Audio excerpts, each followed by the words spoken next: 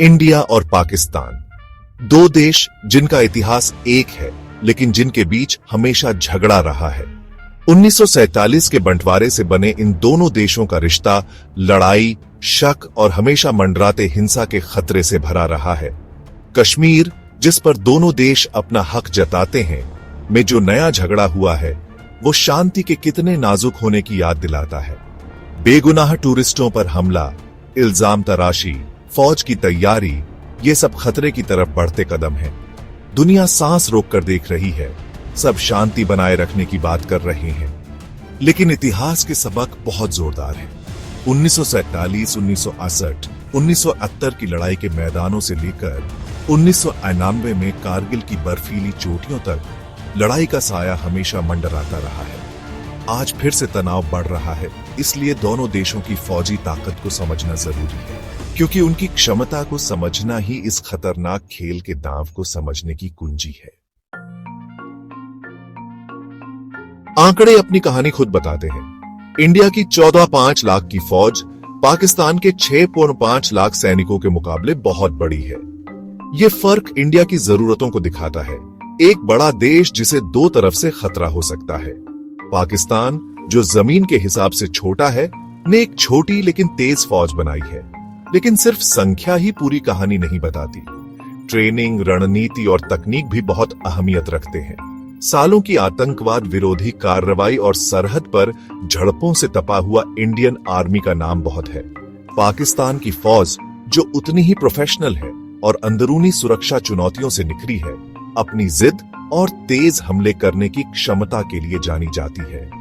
दोनों देशों की फौजें अपने अपने देश की रक्षा की रीढ़ हैं, हमेशा चौकस रहने वाले पहरेदार।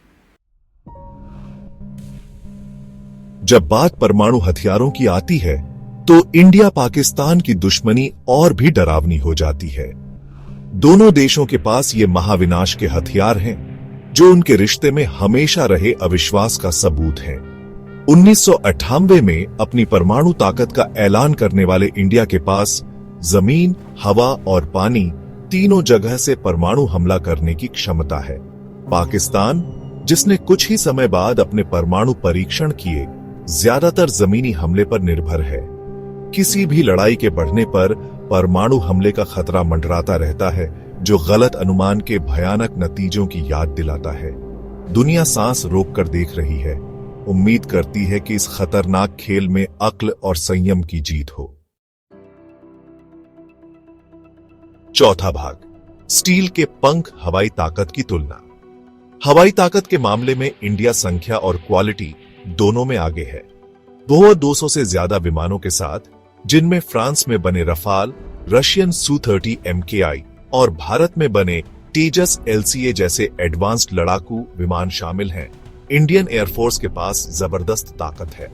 पाकिस्तान, जिसके पास लगभग 1400 विमान हैं, ज्यादातर अमेरिकी F-16 और साथ मिलकर बनाए गए JF-17 थंडर पर निर्भर है। पाकिस्तान की वायुसेना भी काबिल है, लेकिन IAF के ज्यादा विमान और airborne early warning and control system जैसी तकनीक में बढ़त उसे किसी भी लड़ाई में फायदा देती है। अगर आसमान में लड़ाई हुई तो ये लोहे की इच्छा शक्ति का टकराव होगा। पांचवां भाग, नौसेना की ताकत, लहरों पर राज। समुद्र में इंडियन नेवी का पलड़ा भारी है। एक असली ब्लू वाटर नेवी होने के नाते इसके पास 2 एयरक्राफ्ट कैरियर हैं, INS विक्रमादित्य और भारत में बना INS विक्रांत। ये ताकत इंडिया को अपने तटों से दूर तक अपनी ताकत दिखाने की क्षमता देती है। इंडियन नेवी के पास पनडुब्बियों का भी एक मजबूत बेड़ा है, जिसमें परमाणु ऊर्जा से चलने वाली अटैक सबमरीन भी शामिल है, जो उसे पानी के अंदर लड़ाई में बड़ा फायदा देती है। पाकिस्तान की नौसेना, जो छोटी है, मुख्य रूप से तटीय रक्षा पर ध्यान देती है। उसके फ्रिगेट, कारवेट और पनडुब्बियों का बेड़ा पाकिस्तान की समुद्री सीमाओं और व्यापार मार्गों की रक्षा के लिए बनाया गया है। हालांकि पाकिस्तान ने अपनी नौसेना को आधुनिक बनाने के लिए कदम उठाए हैं, लेकिन इंडिया की नौसेना की क्षमताओं के साथ अंतर अभी भी बहुत ज्यादा है। किसी भी समुद्री लड़ाई में इंडियन नेवी का पलड़ा भारी रहेगा।